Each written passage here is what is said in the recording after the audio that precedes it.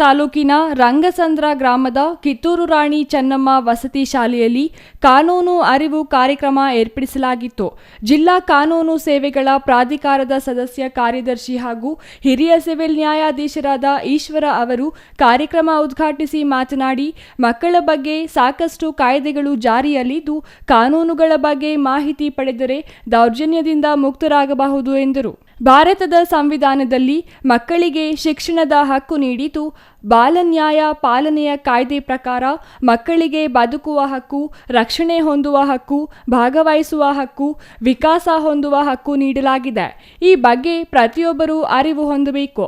ಮಕ್ಕಳ ಹಕ್ಕುಗಳ ಉಲ್ಲಂಘನೆಯಾದರೆ ತಕ್ಷಣ ಮಕ್ಕಳ ಸಹಾಯವಾಣಿ 1098ಗೆ ಕರೆ ಮಾಡಿ ಮಕ್ಕಳ ರಕ್ಷಣೆಗೆ ಎಲ್ಲರೂ ಸಹಕರಿಸಬೇಕೆಂದರು. ವಿದ್ಯಾರ್ಥಿಗಳು ಓದಿನ ಸಮಯದಲ್ಲಿ ವ್ಯಾಸಂಗಕ್ಕೆ ಹೆಚ್ಚು ಒತ್ತು ಕೊಟ್ಟು ಭವಿಷ್ಯದಲ್ಲಿ ಉತ್ತಮ ಪ್ರಜೆಗಳಾಗಿ ತಂದೆ ತಾಯಿಗಳಿಗೆ, ಗುರು ಹಿರಿಯರಿಗೆ ಹೆಸರು ತರಬೇಕು.